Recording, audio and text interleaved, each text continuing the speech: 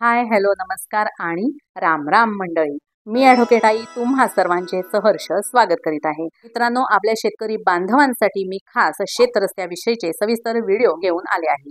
Already माझ्या चॅनेलवर 2 अत्यंत महत्त्वाचे व्हिडिओ मी अपलोड केलेले आहे.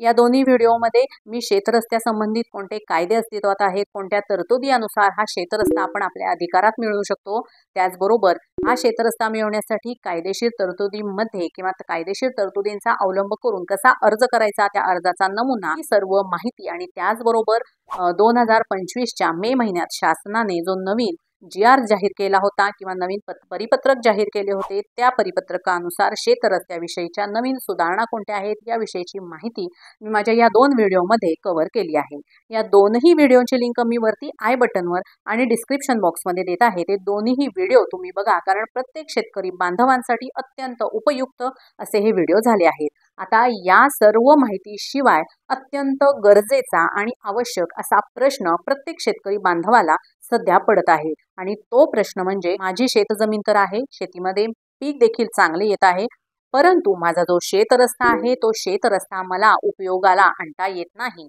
कारण माझ्या शेजारच्या शेतकऱ्याकडून या शेतरस्त्यावर अतिक्रमण झाले आहे किंवा या शेतरस्त्यावरून मालाची ने-आण करण्यासाठी, ये-जा करण्यासाठी मला त्या शेजारच्या शेतकऱ्याकडून प्रतिबंध केला जात आहे, अडवणूक केली जात आहे आणि हे वर्षानुवर्षे होतच आहे. तर अशा वेळी मी काय करायचे, हा अत्यंत आपल्या सर्व शेतकरी बांधवांसाठी गरजेचा असणारा प्रश्न आहे आणि त्या प्रश्नाचे उत्तर मी आजच्या व्हिडिओमध्ये तुमच्यासाठी घेऊन आले आहे.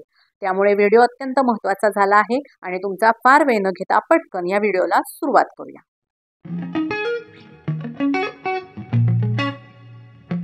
मित्रांनो, वर्षानुवर्षे जर तुम्हाला शेतरस्त्यासाठी अडवणूक केली जात असेल किंवा तुमच्या शेतरस्त्यावर अतिक्रमण असेल, तर यासाठी प्रामुख्याने 4 उपाय आहेत बरं का. त्यातला सर्वात पहिला उपाय म्हणजे, मी आधीच्या व्हिडिओमध्ये सांगितल्याप्रमाणे तुम्ही तहसीलदारांकडे महाराष्ट्र महसूल अधिनियम 1966चे कलम 143 अनुसार शेतरस्ता मिळवण्यासाठी अर्ज करू शकता.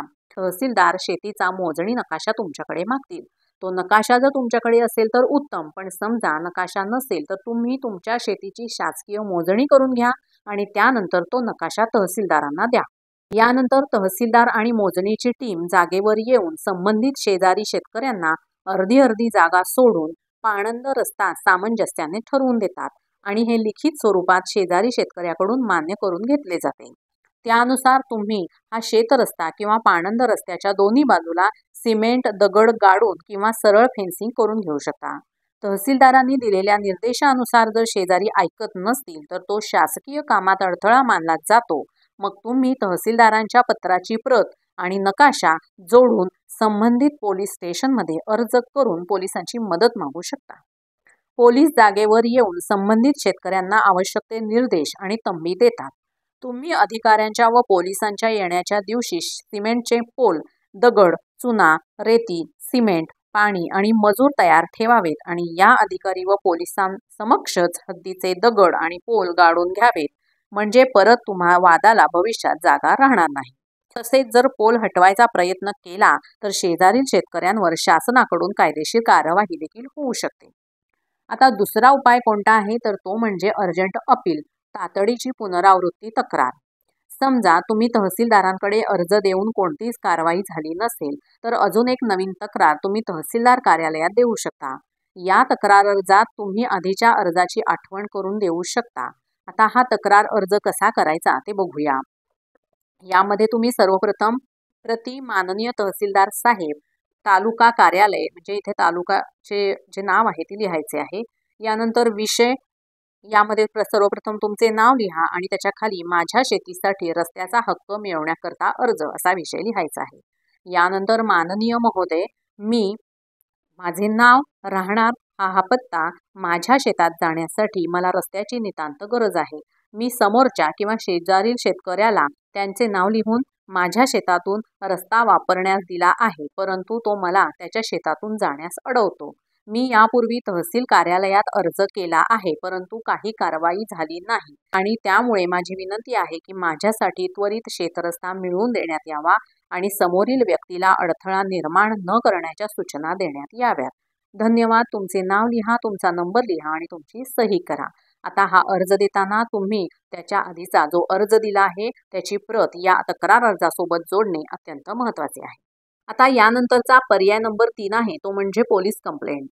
जर समजा तहसील कार्यालयातून तुम्हाला कोणताच प्रतिसाद मिळाला नाही तर तुम्ही पोलीस ठाण्यात तक्रार दाखल करू शकता. ही तक्रार तुम्ही अशी करू शकता: प्रति लिहायचे, माननीय ठाणेदार, पोलीस स्टेशनचे नाव, यानंतर विषय, रस्ता अडवण्याबाबत तक्रार अर्ज.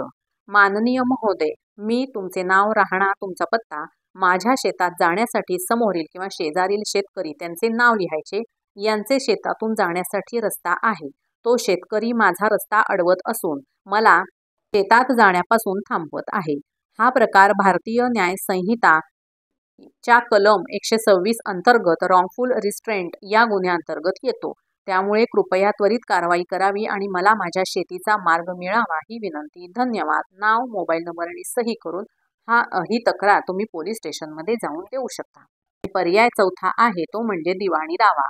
वरील सर्व उपायांशिवाय तुम्ही परमनंट इजमेंट कायमचा रस्ता हक्क मिळवण्यासाठी दिवाणी न्यायालयात दावा दाखल करू शकता.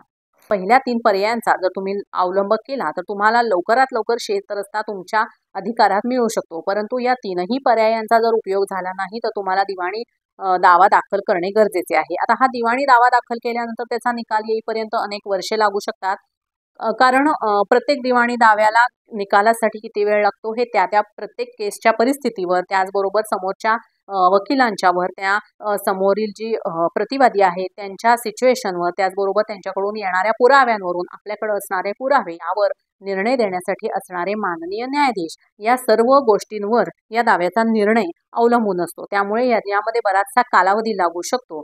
त्यामुळे बेटर वे तुम्ही जर पहिले 3 पर्याय जर आत्मसात केले आणि त्यानुसार तुम्ही जर कारवाई केली तर तुम्हाला लवकरात लवकर शेतरस्ता तुमच्या ताब्यात मिळू शकतो. परंतु जर काहीच उपयोग झाला नाही तर मात्र दिवाणी दावा दाखल करून हा शेतरस्ता नक्की तुम्ही तुमच्या अधिकारात मिळवू शकता. पण त्यासाठी तुमच्याकडे ठोस असे कागदोपत्री पुरावे असणे आवश्यक आहे. तर शेतकरी बांधवांनो, मी शेतरस्त्याविषयी असणाऱ्या सर्व शंका माझ्या 3ही व्हिडिओमधून दूर करायचा प्रयत्न केला आहे आणि ज्या नवीन सुधारणा आल्या आहेत त्या सुधारणांविषयीची देखील माहिती मी सांगितली आहे. आता याशिवाय तुमचे आणखी कोणतेही प्रश्न असतील तर मला कमेंट बॉक्समध्ये लिहून कळवा. त्याची उत्तरे देण्याचा मी नक्की प्रयत्न करेन. माझा आजचा व्हिडिओ आवडला असेल तर लाईक, शेअर आणि सबस्क्राईब करायला विसरू नका. भेटूया माझ्या पुढच्या व्हिडिओमध्ये असाच एक कायदेविषयक नवा विषय. धन्यवाद.